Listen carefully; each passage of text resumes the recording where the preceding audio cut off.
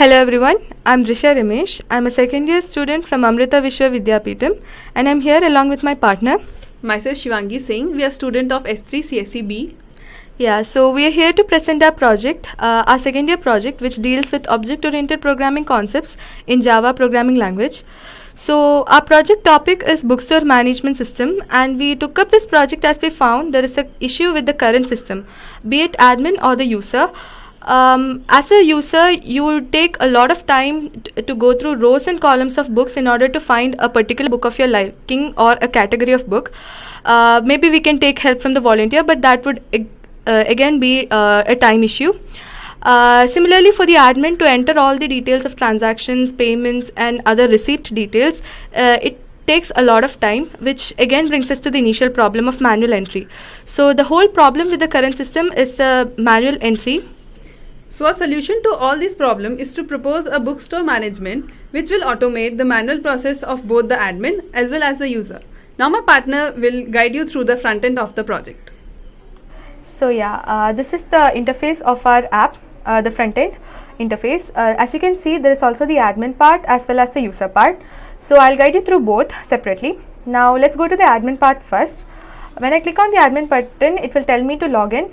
So this app has only one admin, one super user, and hence we can log in only using the proper credentials, which for now is admin. So when I do this, I get logged in. As you can see, this window comes saying that it's login successful, and this is the home screen window for the admin. Now as you can see, this screen covers all the functions for a particular admin, be it book or user. Looking at this, book has three functions: add a book, remove a book, or edit details of a book. Similarly, you can add a user, remove a user, and edit details. Also, it provides the option of displaying all users as well as display all books, as well as logging out. So I'll take you through it separately. Now adding a book, yeah, I can enter the name of the book. For now, let's go for Harry Potter. It is a mystery book, and let's enter the stock of 5 and I submit. So this directly goes into our database, and if I display all books now, as you can see now here, Harry Potter, mystery, and the stock 5 has got logged in. I can close this. Now I want to remove a book, the complete entry of a book. So let's just delete the book which we just entered. Sorry. Yeah, there you go. So I'm going to submit this. Now if I check all the display all books, as you can see, the fourth entry, Harry Potter, has been completely deleted. So there is no such entry now. Now I can also edit the details of book. For now, Percy Jackson, which had 3 stocks earlier. Now I'll change it to mystery and I'll make it stock to 7. Let's submit it and I'll display all books. As you can see, Percy Jackson has been changed to mystery and the stock is 7 now. So that deals with the functions with the books. Similarly, I can add a user. For now, I'll add my partner Shivangi and I'll enter her password. Submit. So now if I display all users, you can see, yes, there is a user with the password Shivangi, and I have added myself as well as a dummy user. Now I can also remove a user. As you had seen, I had actually created 2 copies of my user, of my partner. So let's just delete one of them. So now if I check the users, you'll see that all the entries has been deleted. So now I can close it. Now I'll edit the details of the user. I'll change the name of the user, my password, to a new password, maybe password 1, and yeah, display the books. Oh, sorry.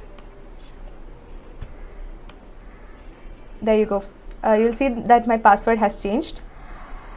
So this deals with all the particular functions of a admin: adding books, removing books, and editing details of books as well as of users, and displaying books and displaying the users. Now I can log out of this and I'll be redirected to the login page. So yeah, that deals with all the functions of the admin. Now, yeah, so this was our interface. Now the admin part is over. Now we go for the user part. When we click on the user button, we'll be redirected to a login page where you have to log in using the credentials given to you or assigned to you by the admin. Now earlier on you must have noticed I had created a user for myself, so I'm going to log in with that. So let me first show you by entering a wrong password or the wrong credential. So it will show me wrong credentials, contact admin. So here you have to enter the right one. So in this case my password is this and I submit. There you go. When I enter the correct credentials, I am redirected to the proper page, and this is the home screen for the user. It deals with all the functions that a user can perform, including search, buy and display, and logging out as well. So searching will allow you to search based on a book name. Now I want to see whether there is any copy of just Percy Jackson. So I can just type in that and search. So you can see it will show me the name of the book along with the category and the stock. So here you can see that the details which I require without any problem. Now I'll run the system again, and yeah,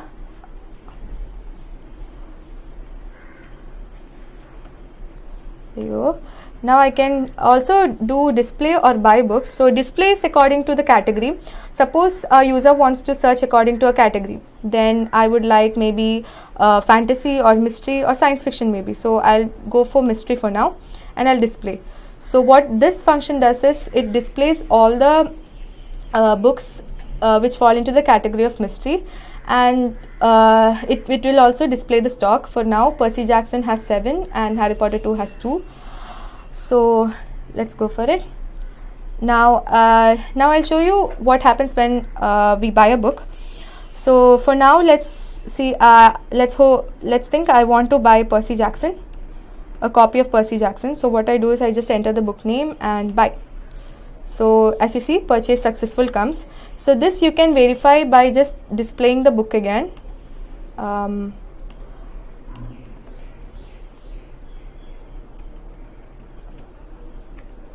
Okay, so just display now once again. If you try and display mystery, as you can see, Percy Jackson was 7 earlier if you recall, but right now it's 6. So when I made the purchase, its stock reduced by 1. So this displays, this particular screen displays all the functions for a user: search, buy and display. Now I can log out and I would be redirected to a login page. And also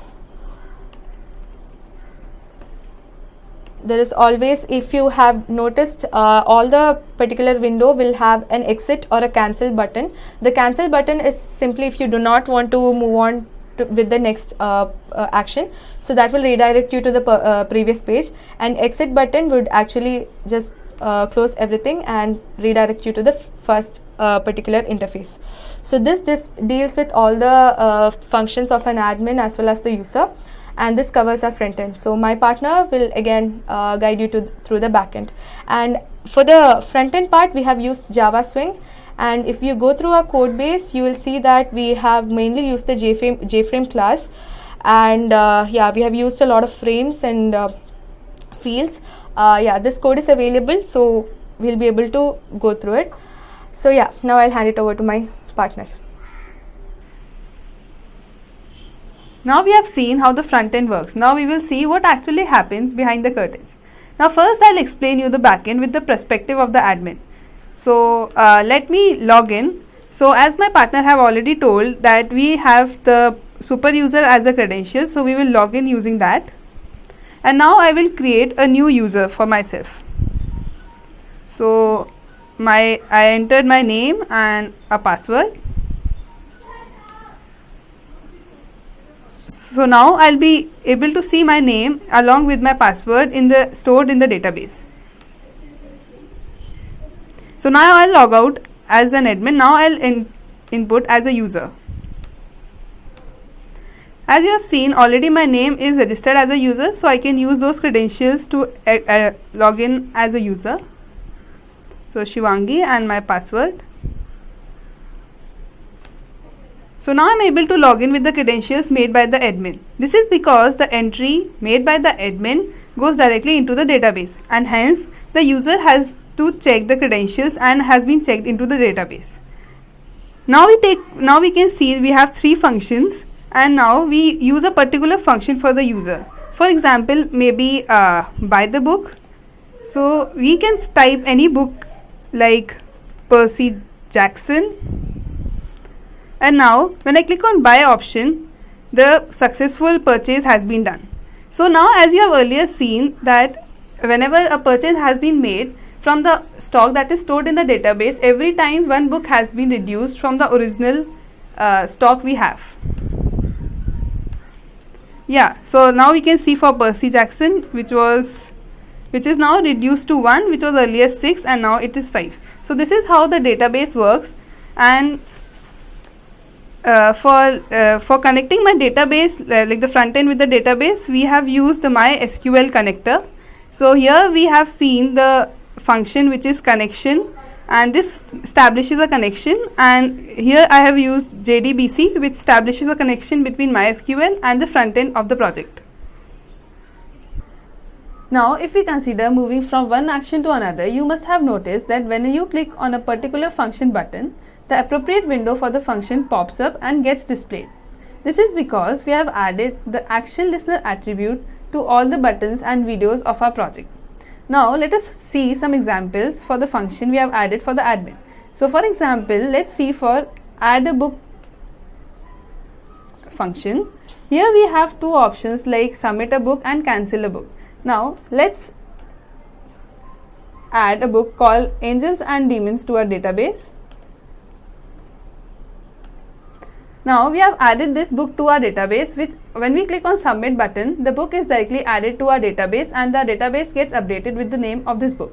Now there is another option available called the cancel button. When we click on the cancel button, the window is directed to the home page. Now let's see through what happens through the code base. Now we have 2 buttons called the submit button and the cancel button. Both of the buttons uses the action listener function, and here we can see the connection between is established using the connection function, and then the SQL, the string SQL which is given, helps us to add a book to our database. Same happens with other functions also, like the edit book, which also uses the action listener for both the buttons, and same way goes with remove book, which also has the action listener for both the buttons, which are submit and cancel. Now let's see for the user side what happens. So whenever a user searches for a book which is added to the database, we use the search function. Now here the search function also has the action listener, and when this is clicked, the action is performed, and then we have the exit button. Now the same is for all the other functions. So this is how we have accomplished the proper navigation of our app in our one window to other, as well as established connection with the database. So this covers our backend. Similar connections and attributes have been added to all the function and button in our app. So that's it. This covers our backend.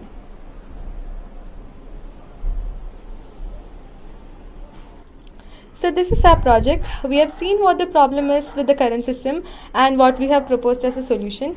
We really couldn't have done this without the support of our faculty and friends. We really hope that this project has an impact and hope you guys find the video useful. So thank you for your cooperation. Thank you guys.